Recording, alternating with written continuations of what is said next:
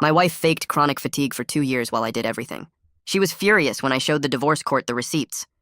My wife Laura started feeling tired about 2 years ago, right after she got passed over for a promotion at her marketing job. She said she had chronic fatigue that made it impossible to work, clean, cook, or basically function as an adult. She quit her job because sitting at a desk was too exhausting. She stopped doing laundry because carrying clothes was too much. She couldn't grocery shop because walking through stores drained her. She spent most days in bed scrolling her phone, which apparently didn't tire her hands, while I worked 12-hour shifts to cover our bills and then came home to do every household task. When I suggested she see doctors, she said she had, but they couldn't find anything wrong, which proved how serious and mysterious her condition was. She said doctors didn't understand invisible illnesses, and I needed to be more supportive. She actually accused me of ableism when I asked if she'd tried different treatments. She joined online support groups for chronic fatigue, where she'd post constantly about her struggle while I cooked dinner after my overnight shifts. She said typing was different from physical activity, and I wouldn't understand. For 2 years, I did everything. I worked 60 hours a week at the hospital as a radiologic tech, then came home to clean, cook, pay bills, mow the lawn, fix things that broke. Laura would call me at work crying that she'd tried to make toast but got too tired halfway through. She'd text me lists of things she needed done immediately because waiting made her anxiety worse, which apparently made her fatigue worse. I'd race home on lunch breaks to bring her food because she couldn't make it to the kitchen. My coworkers started calling me a saint, but I just felt exhausted. Laura's family believed everything. Her mother would call me asking if I was taking good care of her baby. Her sister would lecture me about being more understanding of Laura's limitations. Her father said real men supported their wives through sickness and health. Meanwhile, Laura would post inspirational quotes about fighting invisible battles and how the strongest people were fighting diseases nobody could see. She had thousands of followers who called her brave. Then 3 months ago, my coworker Jason mentioned seeing Laura at his gym. I said he must be mistaken because Laura couldn't even walk to the mailbox. Jason showed me a photo from the gym's Instagram of their morning spin class, and there was Laura in the front row. I said it must be old, but the date stamp was from that morning when Laura had texted me she was too weak to get out of bed. I drove to the gym and asked about membership records. The manager couldn't give me details but mentioned their 5 a.m. boot camp was really popular with dedicated members who never missed a class. I started checking our credit card statements more carefully. There were charges at the gym every day at 5 a.m., right after I left for my 4:30 a.m. shift. There were green juice purchases at 6 a.m. when Laura claimed to be sleeping. There were regular charges at the athletic wear store downtown. I installed a tracking app on my own phone and gave Laura the login for emergencies, saying it was for safety. She didn't realize it worked both ways. I could see her location too. Every morning after I left, Laura went to the gym. Every afternoon when I was at work, she went shopping, out to lunch with friends, to the movies. She was living a complete life while texting me that she couldn't get up to use the bathroom without help. One morning, I called in sick to work, but left the house like normal. I waited in the parking lot and watched Laura bounce out of bed the minute my car turned the corner. She changed into workout clothes and practically jogged to her car. I followed her to the gym and watched through the window as she did burpees, mountain climbers, and lifted weights for an hour straight. The instructor high-fived her for never missing a session in 18 months. After the gym, Laura went to brunch with 3 women I didn't recognize. They laughed and chatted for 2 hours while she ate a full meal, the same woman who told me she could barely swallow soup. She went shopping, trying on clothes and walking through store after store. She got a manicure, she went to a movie.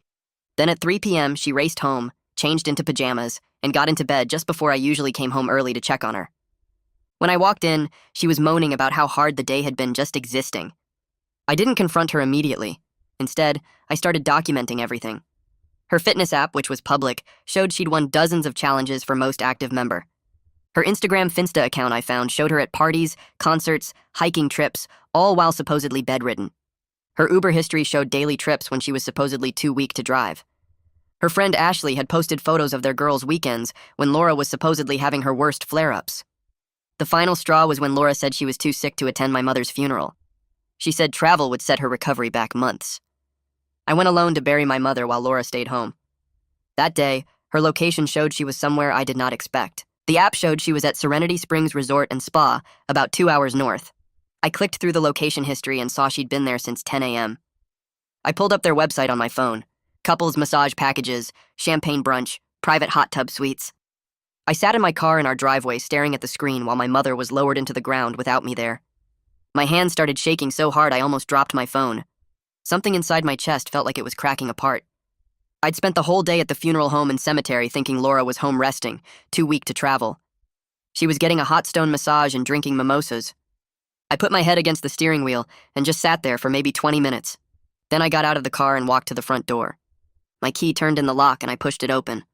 Laura was in bed propped up on pillows watching some reality show on TV. She looked over at me with this tired expression. She said she'd barely been able to get up to use the bathroom all day and asked how the funeral went. Her voice had that weak, breathy quality she always used. I didn't answer. I just walked past the bedroom and went straight to the garage. I'd been keeping old credit card statements in a box on the shelf above my workbench. I pulled it down and dumped everything out. 2 years of paper statements because I'd started printing them out months ago when I first got suspicious. I spread them across the workbench and started organizing by date. The charges were everywhere once I actually looked at them properly. Daily gym memberships at 5 a.m., juice bar purchases right after, Lululemon and Athleta charges every few weeks, restaurant lunches with charges around noon when she texted me she couldn't make it to the kitchen, movie theater purchases in the afternoon, spa appointments, nail salons, hair salons, a charge for $340 at Serenity Springs Resort from this morning. I took out my phone and started photographing everything. Every single statement, every charge, every date. I made a folder on my phone just for these photos. My hands weren't shaking anymore. I felt cold and focused. I went back inside, and Laura called out asking if I could make her some soup. I said I wasn't feeling well and was going to bed early. I closed our bedroom door and sat on the edge of the bed with my laptop. I searched for divorce attorneys in our area. I read through reviews for maybe 2 hours. Most of them seemed okay but generic. Then I found Tyson Burke. His reviews mentioned he was tough but fair. One review said he'd helped a guy whose wife had been hiding income for years. Another said he didn't mess around with people trying to take advantage. I bookmarked his page. Then I started reading about fraud in marriage. Turns out lying about being disabled to avoid working or contributing to the household actually matters in divorce cases. It affects alimony decisions. It affects asset division. Some states consider it financial abuse. I read case after case of people who'd lied about medical conditions and got destroyed in divorce court. Judges really didn't like it when someone faked being sick to live off their spouse. I stayed up until 3 a.m., reading everything I could find. The next morning, I called work before my shift started. I told my supervisor I needed the rest of the week off for a family emergency. He actually sounded worried because I'd never called in sick before. He said to take whatever time I needed and asked if everything was okay. I told him it was complicated, but I'd explain later. It felt weird not going to work. I'd worked 60-hour weeks for 2 years straight. I got dressed like normal so Laura wouldn't suspect anything. She was still asleep when I left. I drove to a coffee shop and called Tyson Burke's office. A woman answered and said her name was Savannah. I asked if I could schedule a consultation with Tyson. She asked what the case was about. I said I was filing for divorce and had extensive documentation of fraud. She paused and then said Tyson would definitely want to see me. She asked if I had documentation of the fraud. I said I had 2 years' worth. She booked me for the next morning at 9 a.m. I spent the rest of that day organizing everything on my laptop. I made a spreadsheet of every gym charge with dates and times. I made another spreadsheet of every restaurant and shopping charge. I downloaded Laura's public fitness app data, showing all her workout achievements. I found her Finsta Instagram account again and took screenshots of every post showing her at parties and concerts and hiking trips. I pulled up her Uber history from our shared account and documented every ride. By the end of the day, I had 6 different folders of evidence, all organized by category. That night at home, Laura asked why I'd been so quiet. I said I was just tired from the funeral and everything with my mom. She reached over and patted my hand and said she wished she could have been there for me. I looked at her face and didn't recognize the person in front of me. The next morning, I met with Tyson at his office downtown. He was maybe 50 with gray hair and sharp eyes. Savannah brought us coffee and then Tyson asked to see what I had. I opened my laptop and started showing him everything. The spreadsheets, the location data, the fitness app, the Instagram posts, the credit card statements. We went through it all for 3 hours. At one point, Tyson actually laughed out loud. He was looking at Laura's fitness app where she'd won a challenge for most active member 3 months in a row. He held it up next to a screenshot of her Instagram post from the same week about being too weak to get out of bed. He said this was the most clear-cut case of fraud he'd seen in years. Tyson explained that Laura's lies affected everything in the divorce. She'd quit her job under false reasons, which meant she'd forced me to support her financially when she was perfectly capable of working. She'd made me do all the household labor under false pretenses. She'd essentially stolen 2 years of my life and my income. He said judges really hated this kind of calculated deception. He asked if I wanted to file for divorce. I said yes. He asked if I wanted to pursue this aggressively or try to settle quietly. I thought about Laura at the spa while I buried my mother, I said aggressively. Tyson nodded and said he had someone I should meet. He called a private investigator named Khalid Presley. Tyson said before we filed anything, we should document Laura's current activities professionally. That way, she couldn't claim the evidence was old or taken out of context. Khalid came to the office that afternoon. He was younger than I expected, maybe 35, with a beard and a camera bag. Tyson showed him all my documentation. Khalid looked through everything and then said he'd seen plenty of cheating cases but never someone faking a whole disability. He seemed almost excited about it. He said he could follow Laura for a week and document everything she did. Gym sessions, shopping trips, restaurant meals, all of it. Professional photos and video with timestamps. He said it would cost about $2,000. I didn't even hesitate. Tyson said once we had Khalid's report, we'd file for divorce and include everything as evidence. For the next week, I went back to work and acted completely normal at home. It was the hardest thing I'd ever done. Laura would complain about being tired and I'd nod sympathetically. She'd ask me to bring her things and I'd do it. She'd talk about her online support group and I'd listen. The whole time I knew Khalid was out there following her and documenting everything. I knew exactly what she was really doing while I pretended to believe her lies. Khalid's report arrived by email 6 days later with a subject line that just said, "Documentation complete," and 3 attachments totaling almost 2 gigabytes. I opened the first file at my desk during lunch break and had to close it immediately because my hands started shaking. The photos were crystal clear, professional quality, time-stamped and geotagged. Laura in bright pink workout clothes doing jumping jacks in the front window of the gym at 5:07 a.m. Laura carrying 4 shopping bags out of the department store at 2:34 p.m. Laura laughing with 3 women over mimosas at brunch at 11:15 a.m. The video files were even worse because they showed movement, showed her energy, showed how completely normal and healthy she looked. Khalid had filmed her jogging across the parking lot to her car after spin class, her ponytail bouncing, not even slightly out of breath. He'd captured her trying on clothes in a store window, doing squats to test how pants fit. He'd recorded her at the movies buying popcorn and candy, carrying the heavy tray up the stairs to her seat without any trouble. Every single piece of evidence was dated within the past week, and every single day I'd come home to find her in bed claiming she'd barely managed to stay conscious. I forwarded everything to Tyson without adding any message because I didn't trust myself to type anything coherent. Tyson called me 20 minutes later. He said we needed to meet again as soon as possible and asked if I could come to his office after my shift ended. I got there at 4:30 p.m. and found him in the conference room with all my previous documentation spread across the table, plus printouts of Khalid's new photos arranged in neat rows.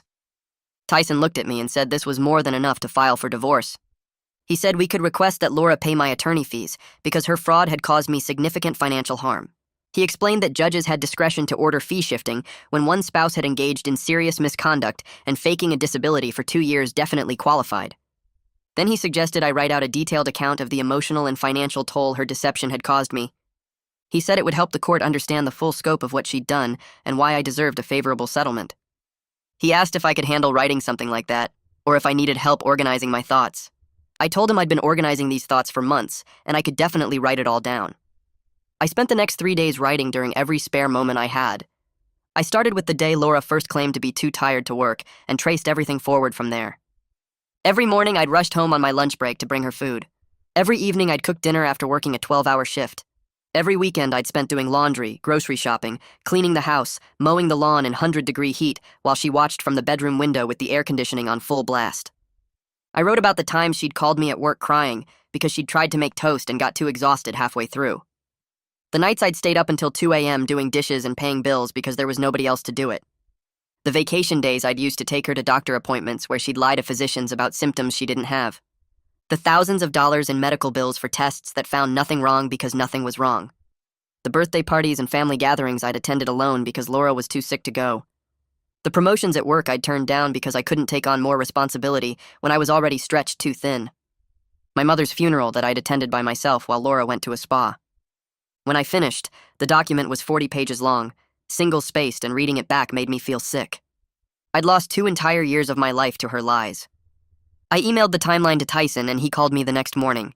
He said it was perfect, exactly what he needed, and he was sorry I'd gone through all of that. Then he told me Savannah was going to organize everything into a comprehensive evidence package for the divorce filing. He said it would include the financial records showing Laura's spending, the location data from the tracking app, the social media posts where she'd lied about being bedridden, witness statements from Jason, and the gym manager, medical records proving Laura had no actual diagnosis of chronic fatigue, Khalid's surveillance photos and videos, and my 40-page timeline. He said when he was done putting it all together, it would be devastating and thorough enough that Laura's attorney would take one look and know they had no case. Tyson asked if I was ready to move forward with filing. I said yes.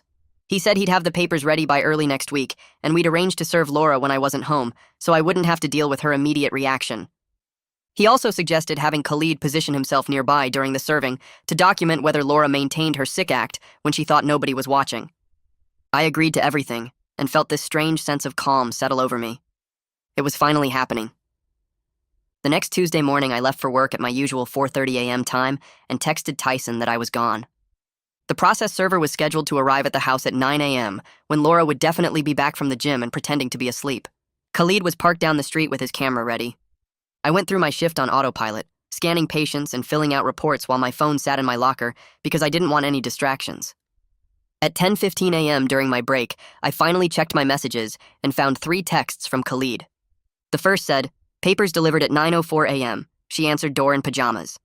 The second said, "She read for approximately 2 minutes, then made phone call." The third said, "No signs of illness or weakness. Observed subject pacing house for 1 hour." While gesturing angrily on phone, appeared very agitated but fully mobile.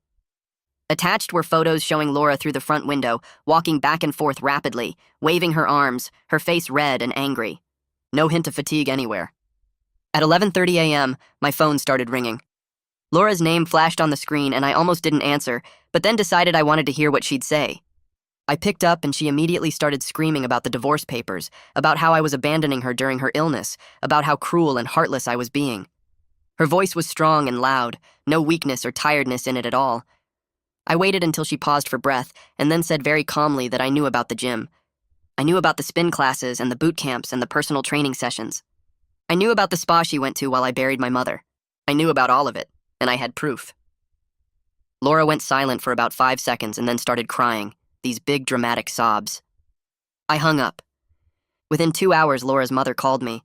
She was yelling before I even finished saying hello, telling me I was cruel and heartless for divorcing a sick woman, telling me I'd made vows for better or worse, telling me her daughter needed support, not abandonment. I didn't say anything, just opened my email and sent her a selection of Khalid's photos. Laura doing burpees at the gym, Laura carrying shopping bags with both arms, Laura jogging across a parking lot. I attached them to an email with no subject line and no message and hit send while her mother was still yelling in my ear. Then I blocked her number and went back to work. 40 minutes later, Laura's sister called. She started with almost the exact same speech about how sick Laura was and how terrible I was being. I interrupted her and asked if she'd checked her email lately because I'd sent her the same photos I'd sent their mother. She went quiet, and I heard clicking sounds like she was opening her computer. Then silence for a long time. Finally, she said, "Oh my God," in this really quiet voice. Then she hung up without saying anything else. At least one person in that family was capable of seeing reality when it was right in front of them. I left work early and drove straight to an extended stay hotel near the hospital. I'd already looked up prices and availability during my lunch break and knew exactly which one I wanted. I checked in for a month, paid with my own credit card that Laura didn't have access to, and went back to the house to pack. I took my clothes, my laptop, my important documents, and nothing else. Everything else could stay or burn for all I cared. I was loading the last box into my car when my phone rang again. It was Tyson calling to check if I was okay and to tell me that leaving the house wouldn't hurt my case at all since we had extensive documentation of why I was leaving. He said I needed space from Laura's manipulation attempts and the court would understand that completely. I told him I was already packed and heading to the hotel. He said good and he'd be in touch about next steps. I drove away from that house and didn't look back once. The hotel room became my base for the next 3 days while my phone turned into a battlefield. Laura's texts started coming in waves around midnight that first night. These long messages about how much she loved me and how we could work through this together if I just came home. By 2 a.m., the tone shifted completely, and she was calling me cruel and heartless for abandoning someone with a disability. I took screenshots of every single message and sent them to Tyson in the morning. He responded within an hour saying this was perfect documentation of her manipulation tactics and to keep saving everything she sent. The pattern continued for days with Laura cycling between desperate apologies and angry accusations, sometimes switching moods in the same text thread. I stopped reading them after a while and just screenshotted them automatically whenever my phone buzzed. On day 4, I was scrolling through social media during a break at work and saw that Laura had posted a long statement about her situation. She wrote about how her husband had abandoned her during the darkest period of her chronic illness journey, how she was facing divorce while barely able to get out of bed, how the stress was making her symptoms worse than ever. The post had thousands of reactions within hours, and the comments section filled up with people calling me terrible names and saying she deserved better. Her followers were organizing meal trains and offering to help her with daily tasks since her cruel husband had left her alone. I felt this urge to comment with the truth right there, to post the gym photos and the tracking data and let everyone see what she really was.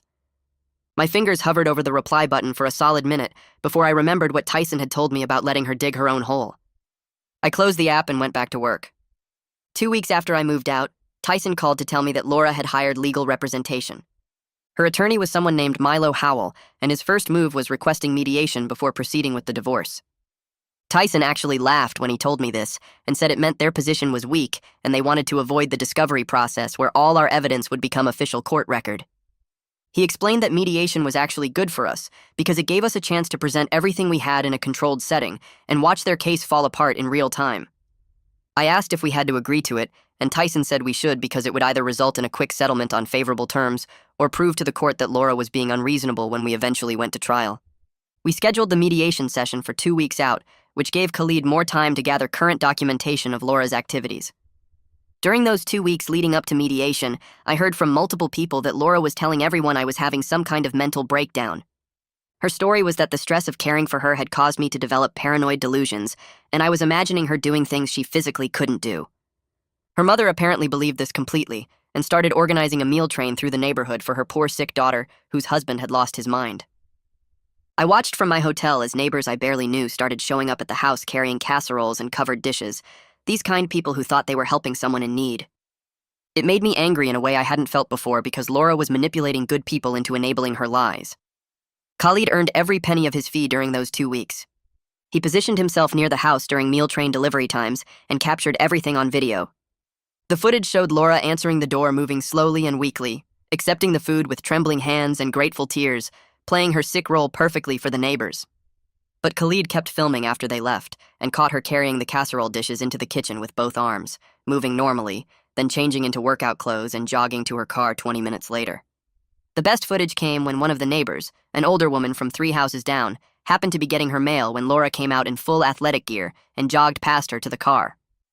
The neighbor's face in the video showed pure confusion as she watched Laura move with perfect health and energy, clearly trying to process what she was seeing versus what she'd been told. Khalid captured the whole interaction from across the street.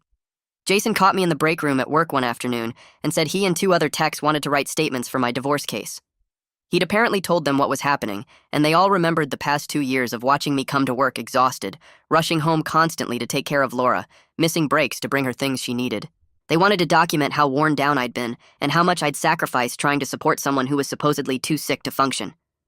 I thanked Jason and felt something unexpected, this warmth in my chest that I realized was gratitude for people actually seeing what I'd been through. Their support meant more than I knew how to express. The morning of mediation arrived and I met Tyson and Savannah at his office an hour early.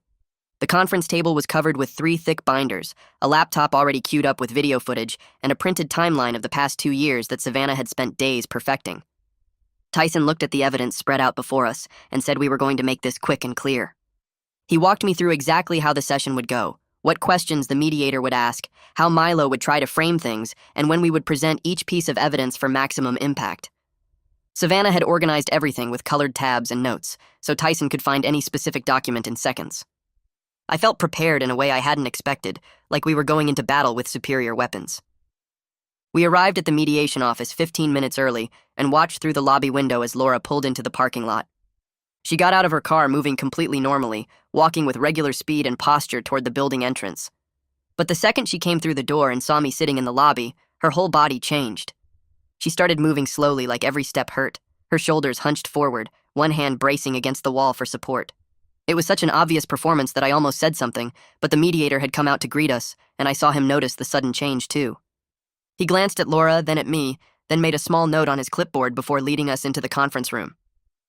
Milo started the session with this long speech about how devastating chronic illness had been for Laura and how she needed support and understanding, not abandonment during her darkest time. He talked about invisible disabilities and how the stress of divorce was making her symptoms significantly worse.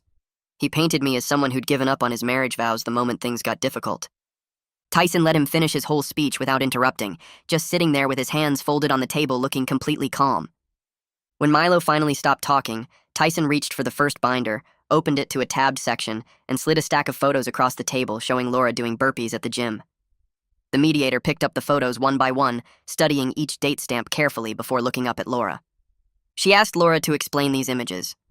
Laura's face crumpled and tears started running down her cheeks as she said the photos had to be old, that someone must have mixed up the dates. Tyson didn't even look up from his notes when he pointed out that the date stamps were from the past 3 weeks, clearly visible in the bottom corner of each photo. He slid his finger across one image showing Laura mid-burpee with last Tuesday's date printed right there. Laura opened her mouth, but nothing came out. Tyson reached for his laptop and turned it toward the mediator. He pressed play on a video showing Laura in bright pink workout clothes doing high-intensity interval training. The footage showed her jumping, sprinting in place, doing mountain climbers without any sign of weakness or fatigue. The mediator's face changed as she watched, her professional, neutral expression shifting to something that looked a lot like disgust. She glanced at Laura, then back at the screen, then at Laura again. Milo had gone completely still in his chair, staring at the table like he wanted to sink through it and disappear. His earlier confidence had evaporated. Laura tried to recover by saying she was having good days, that I was making it sound worse than it really was. She said everyone with chronic fatigue had good days and bad days, and I was exaggerating how often she felt well enough to exercise. Tyson let her finish talking before he opened the second binder. He pulled out a printed membership record from the gym and slid it across the table. The record showed Laura had attended classes 340 times in the past 18 months. He had highlighted the attendance pattern showing she never missed more than 2 days in a row during that entire period. The mediator picked up the document and read it carefully, her lips pressing together in a thin line. The mediator set down the gym records and asked Laura if she had any medical documentation of her chronic fatigue diagnosis. Laura said her doctors didn't really understand her condition, that it was complicated and hard to diagnose. The mediator asked for the names of the doctors who had treated her so they could verify her medical history. Laura hesitated, her eyes darting to Milo and then back to the mediator. She said she couldn't remember their names right now, that she'd seen several doctors over the years, and it was hard to keep track. The mediator made a note on her pad, and I could tell she wasn't buying any of this. Tyson opened the third binder and presented a financial analysis that Savannah had spent days preparing. The numbers showed Laura had spent over $35,000 during the 2 years she claimed to be too sick to work. The breakdown listed gym memberships, personal training sessions, expensive activewear from specialty stores, spa treatments, and regular social activities. Each category had receipts and credit card statements attached. Tyson walked through the numbers slowly, letting each figure sink in. The mediator's expression grew harder with each page she turned. Milo cleared his throat and asked if they could have a private conference with his client. The mediator nodded and gestured toward a smaller conference room down the hall. Milo stood up quickly, and Laura followed him, moving with normal speed and posture until she seemed to remember her act. We could hear them through the door even though they'd closed it. Laura was crying, and Milo was speaking in sharp, quiet tones that got louder as the conversation went on. I caught phrases like, no credibility, and need to be realistic here. When they came back 15 minutes later, Laura's whole demeanor had changed. She wasn't crying anymore, and she wasn't trying to look weak. She just looked cornered. The mediator asked Laura directly if she had fabricated or exaggerated her illness. The room went completely silent. Laura stared at the table for what felt like forever. Finally, she said she'd been depressed after not getting the promotion at work, and things had gotten out of hand. She said the gym had helped her mental health and she'd just needed time to figure things out. She never actually said she'd lied about being sick. She talked around it using words like misunderstanding and communication problems. The mediator wasn't having it. She asked Laura to clarify whether she'd been physically unable to work and do household tasks as she'd claimed. Tyson didn't wait for Laura to answer. He pulled out my 40-page timeline and the statements from Jason and my other coworkers. He explained how I'd worked myself to complete exhaustion for 2 years based on Laura's lies. He read parts of the coworker statements describing how I'd looked during that time, how I'd rush out on lunch breaks to take care of Laura, how I'd fall asleep at my desk between shifts. He showed the timeline of Laura's texts claiming she couldn't get out of bed matched against her location data, showing her at the gym or shopping. The mediator looked at Laura with open contempt now. There was no neutral professional mask anymore. Milo jumped in quickly and suggested that Laura was willing to waive alimony and accept a 40 to 60 asset split in my favor if we could settle this quickly and avoid further proceedings. His voice had lost all its earlier authority. Tyson didn't even pause before countering. He said we wanted no alimony, a 70-30 asset split in my favor, and Laura would pay my attorney fees due to fraud and deception. He laid out each term clearly and waited. The mediator was writing everything down, but I could tell from her face that she thought Tyson's terms were fair. Laura started to argue, but Milo cut her off with a sharp gesture. He said they needed another private conference. This time when they left the room, we could hear Laura's voice rising almost immediately. She was saying something about how this wasn't fair, how she shouldn't have to pay for everything. Milo's voice came back firm and loud enough that we could make out the words. He told her she had no leverage here, that if this went to court, she'd be lucky to walk away with anything at all. He said the judge would see the same evidence we just presented, and it would be even worse for her. Laura's voice got quieter, but we could still hear her crying. They walked back into the room 20 minutes later, and Milo looked like he'd aged 5 years. Laura's eyes were red and puffy, but she wouldn't look at me or anyone else. Milo sat down and cleared his throat before speaking. He said they accepted all our terms without any changes. No alimony payments from me to Laura. A 70-30 asset split with me getting the larger share. Laura would pay all my attorney fees, the divorce would be uncontested, and we'd move forward without any further disputes. Tyson nodded and made notes on his legal pad while the mediator started typing up the agreement. Laura sat there staring at the table with tears running down her face, but she didn't make a sound. Her hands were folded in her lap, and she looked smaller somehow, like the fight had gone out of her completely. The mediator printed out preliminary agreements and slid them across the table to each of us. She explained that these weren't the final divorce papers, but they locked in our terms and showed we'd reached a settlement. She said the final divorce hearing would be scheduled for 6 weeks from today, and as long as both parties showed up, it would be a quick process. We all signed where she indicated, and she collected the papers to file with the court. The whole thing took maybe 10 minutes, and then it was done. Laura stood up quickly and walked out without saying anything to anyone. Milo gathered his briefcase and followed her out after shaking the mediator's hand. Tyson and I stayed behind for a few minutes while he made copies of everything, and the mediator gave us the court date information. When we finally walked out to the parking lot, I expected to see Laura's car already gone, but instead, I saw her sister standing next to a silver sedan. She saw me and actually walked over instead of avoiding me like I expected. She stopped a few feet away and looked uncomfortable but determined. She said she needed to apologize for not believing me sooner and for lecturing me about being more supportive. She said she'd looked at all the evidence Tyson sent, and she felt sick about how she'd treated me. She said she should have questioned things more instead of just accepting Laura's version of everything. I didn't know what to say, so I just nodded and told her I appreciated that. She asked if Laura was still inside, and I said she'd already left. Her sister sighed and said their mother was still in complete denial about the whole thing, but their father had looked at the evidence and told Laura she brought this entirely on herself. She said her dad had been furious when he saw the gym records and the location data from Mom's funeral day. She said it was a small thing, but it mattered that someone in Laura's family actually saw the truth instead of making excuses. I told her it did matter, and I was glad someone was willing to look at the facts. She gave me a sad smile and said she hoped I'd be okay, and then got in her car and drove away. Over the next month, I threw myself into work and tried to stop thinking about the past 2 years constantly. My supervisor noticed I seemed distracted and asked if everything was okay. I told him I was going through a divorce, and he was understanding about it. He said to let him know if I needed any time off for court dates or anything else. I started seeing a therapist that Tyson recommended, who specialized in dealing with betrayal and relationship issues. The first session was awkward because I didn't really know where to start, but the therapist asked good questions that helped me open up. I told her everything about Laura's fake illness, and how exhausted I'd been, and how guilty I felt about divorcing her even though I knew she'd been lying. The therapist listened carefully and then said something that hit me hard. She said what Laura did was a form of financial and emotional abuse. She explained that Laura had deliberately manipulated me into supporting her financially while she lived a secret life. She said the guilt I felt was actually a result of Laura's manipulation, making me believe I was abandoning a sick person, when really I was protecting myself from someone who'd been using me. That perspective helped more than I expected. I stopped feeling like I was the bad guy for wanting out of the marriage. I started sleeping better and eating regular meals again instead of just grabbing whatever was quick. Laura moved out of the house 2 weeks after the mediation. She came by one afternoon while I was at work and took her clothes and personal items. I got home to find half the closets empty and her bathroom stuff gone. She left her key on the kitchen counter with no note or anything.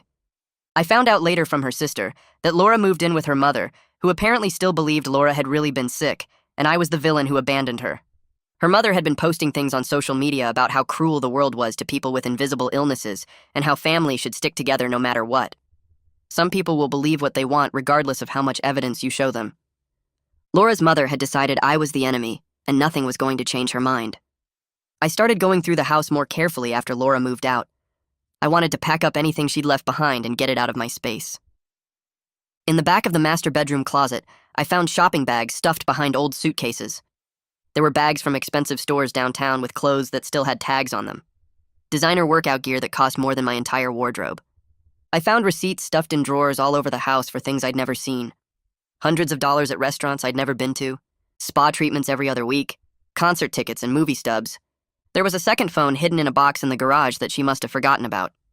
When I charged it up and looked through it, I found group chats with friends I'd never heard of where they made plans for girls' trips and shopping days and brunch meetups. The phone had photos of Laura at parties and concerts and hiking trails, looking completely healthy and happy. It was like discovering that a complete stranger had been living in my house for 2 years. Someone I didn't know at all had been sleeping next to me and lying to my face every single day. Laura's social media started getting interesting around this time. She'd been posting her usual stuff about being sick and struggling, but then suddenly she posted about moving to a new place and being excited for a fresh start. People in her comments started asking questions about how she was suddenly well enough to move and be active. Some of her followers who'd been following her illness journey for 2 years started putting pieces together. They asked why she'd been posting about being bedridden last month, but now she was posting photos of herself carrying boxes and setting up furniture. A few people straight up called her out and asked if she'd been lying about being sick. Laura tried to explain that she'd been having good days and bad days, but her explanations didn't make sense with her previous posts. More people started questioning her story, and some got pretty mean about it. Within a week, she'd deleted all her social media accounts completely. Her inspirational chronic illness accounts with thousands of followers just disappeared overnight. Then something unexpected happened. A woman named Kylie Whitfield contacted Tyson's office and asked to speak with him about my case. Tyson called me and said this woman claimed to be one of Laura's friends from the gym, and she wanted to provide information. I told him to talk to her and see what she had to say. Tyson met with Kylie and then called me afterward. He said Kylie had been in Laura's regular morning workout group for over a year, and she'd become friendly with Laura during that time. Kylie said she'd seen the news about the divorce on social media through mutual friends, and she felt like she needed to come forward. She told Tyson that Laura used to brag about having a free ride at home. She said Laura would joke about her husband being a sucker who believed she was sick while she lived her best life. Kylie said she'd thought Laura was exaggerating or joking at first, but then Laura kept making comments about how easy it was to fake being tired and how I'd do anything she asked. Kylie said she felt guilty now for not saying something sooner, but she hadn't realized how serious it was.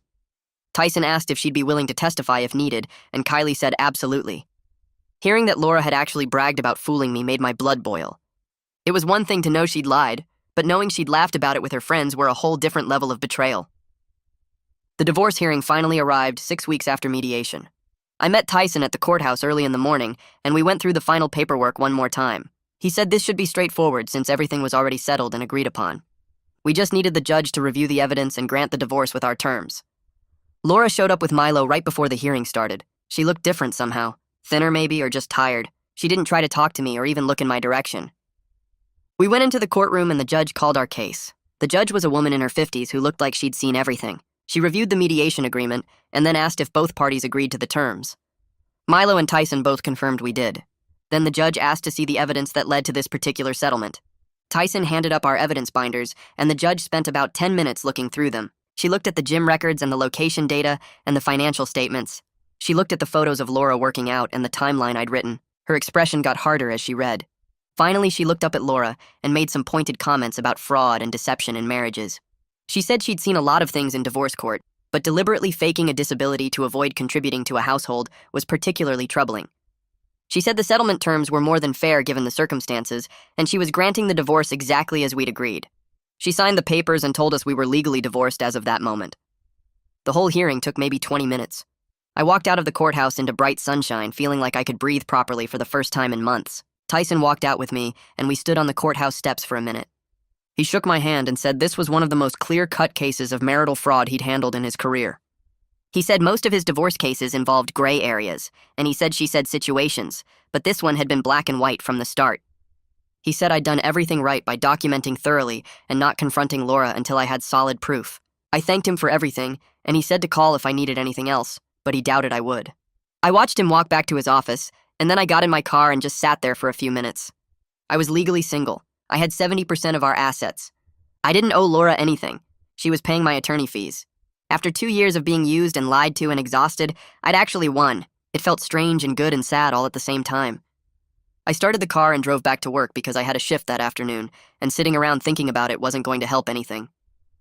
I got back to my apartment that evening and sat on the couch staring at my phone. Part of me expected Laura to call or text something, but there was nothing. The silence felt weird after 2 years of constant demands and complaints. I heated up some leftover pizza and ate it while watching a basketball game, something I hadn't been able to do in forever because Laura always needed the TV for her shows. My phone rang around 9, and I saw it was Laura's mother. I almost didn't answer but figured I should get it over with. She started talking before I even said hello, her voice high and shaky. She said Laura was really struggling now and barely getting out of bed. I actually laughed at that, which made her go quiet for a second.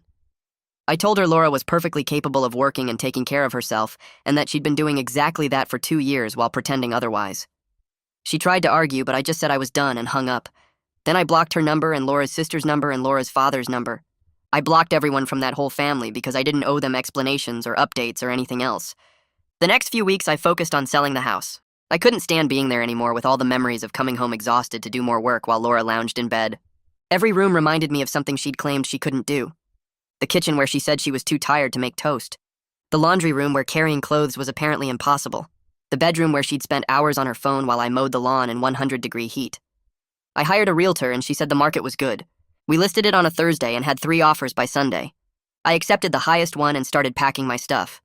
Laura had already taken most of her things when she moved to her mother's place, so there wasn't much to sort through.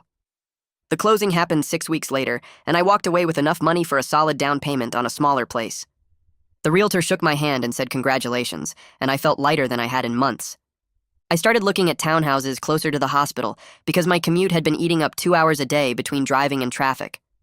I found a nice 2-bedroom place about 15 minutes from work with a small yard and updated kitchen. The mortgage was less than what I'd been paying on the old house, which meant more money in my pocket each month. I signed the papers and moved in on a Saturday. Jason helped me carry boxes up the stairs and we ordered pizza after. He looked around the empty living room and said it was a good, fresh start. I agreed. For the first time in 2 years, I came home to a clean space that I wasn't responsible for maintaining entirely alone. There were no dishes in the sink because Laura had been too tired to clean them. No laundry piled up because carrying clothes was too exhausting. No list of urgent tasks waiting for me. Just my own mess, which was basically nothing compared to what I'd been dealing with. Work became enjoyable again once I wasn't constantly stressed about rushing home. I could actually focus during my shifts instead of wondering what emergency Laura would text me about next. I started taking my full lunch breaks and eating in the cafeteria with other people instead of racing home to bring Laura food. My supervisor pulled me aside one day and said I seemed like a different person, more energized and present. She said whatever I was doing was working and to keep it up. I thanked her and realized she was right. I felt like myself again for the first time since Laura started her whole chronic fatigue act. I started reconnecting with friends I'd lost touch with during those 2 years. My buddy Noah from college lived across town, and I hadn't seen him in forever because I never had time. I texted him and we met up for drinks. He said he'd noticed I was struggling but didn't know how to help. He said he'd tried inviting me to things, but I always said no because I had to get home to Laura. I explained what had actually been going on, and he just shook his head. He said he was glad I got out and that I had my life back. We made plans to hang out regularly and actually followed through. Same thing happened with a few other people. They all said they'd seen me disappearing into this exhausting routine and felt helpless to do anything about it. Having them back in my life felt good, like reclaiming parts of myself I'd lost. Jason and I started playing basketball on weekends at the court near his apartment. I used to love basketball before Laura's fake illness took over my life, but I'd been too exhausted to do anything except work and chores. The first time we played, I was rusty and out of shape, but it felt amazing to just run around and shoot hoops without worrying about getting home. We played every Saturday morning and sometimes grabbed breakfast after. Jason said he was proud of me for handling everything the way I did, with documentation and lawyers instead of just blowing up at Laura.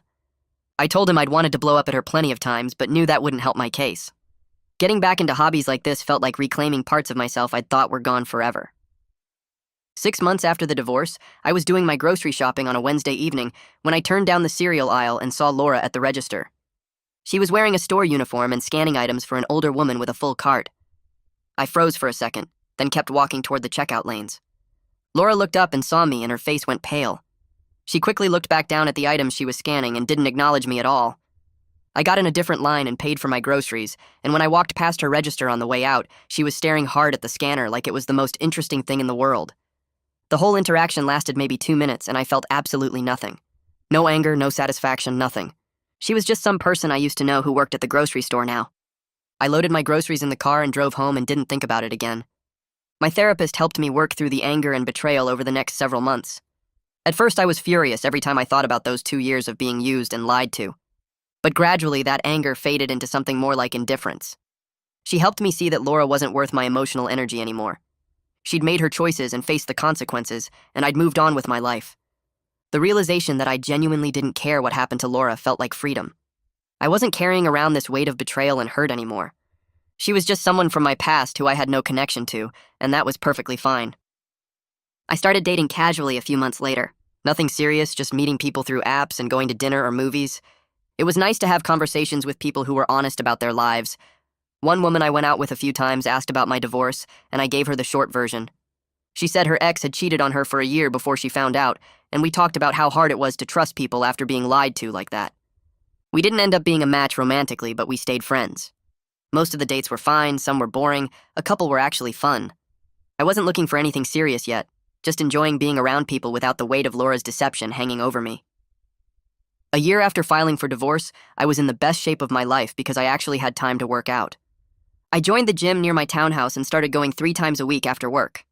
I did weights and cardio and started feeling stronger and healthier than I had in years.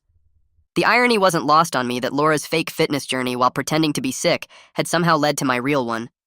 I'd lost 20 pounds and built actual muscle, and people at work kept commenting that I looked great.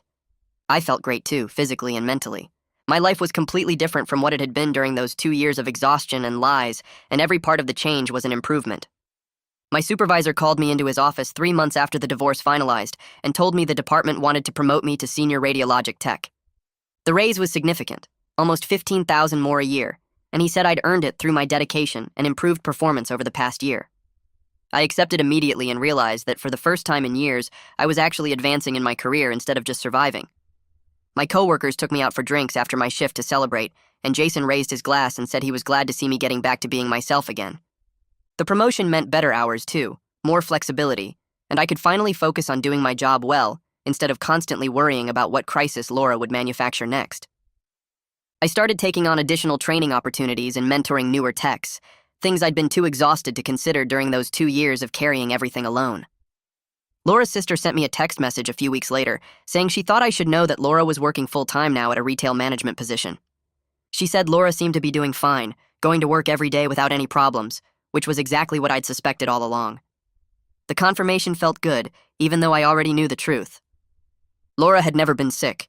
She'd just been lazy and manipulative, and now that she had to support herself, she was suddenly capable of functioning like a normal adult.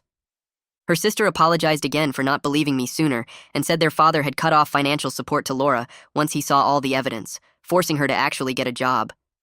I thanked her for the update, but told her I didn't need regular reports on Laura's life anymore. That chapter was closed, and I had no interest in keeping tabs on someone who'd wasted 2 years of my life with lies. I booked a trip to Hawaii 6 months after the divorce, something I'd always wanted to do but could never afford when I was supporting Laura and covering all our bills alone. I used some of the money from selling the house and took a full week off work, my first real vacation in over 3 years. Sitting on the beach in Maui watching the sunset over the ocean, I felt genuinely happy for the first time in years. The weight of Laura's deception and manipulation was completely gone, replaced by this calm sense of freedom and possibility. I went snorkeling and hiking and ate at restaurants without checking my phone every 5 minutes for fake emergency texts. I talked to other travelers and laughed and felt like myself again. The person I'd been before Laura's lies had buried me under exhaustion and resentment. On my last night there, I sat on my hotel balcony and thought about how different my life looked now compared to a year ago, and I felt grateful that I'd trusted my instincts enough to document everything instead of continuing to doubt myself. Looking back now, I'm glad I didn't ignore what Jason told me about seeing Laura at the gym. I'm glad I investigated instead of accepting her explanations. I'm glad I documented everything and hired Tyson and fought for a fair outcome instead of just walking away. I got my life back, my finances are solid, and I'm surrounded by people who are honest and supportive. My career is thriving, my health is better, and I actually have time for hobbies and friends and taking care of myself. Laura made her choices and faced the results, and I moved forward without her dragging me down. Sometimes people show you exactly who they are through their actions, and the healthiest thing you can do is believe them and act accordingly. I learned that the hard way, but at least I learned it before wasting any more years on someone who saw me as a resource to exploit rather than a partner to respect.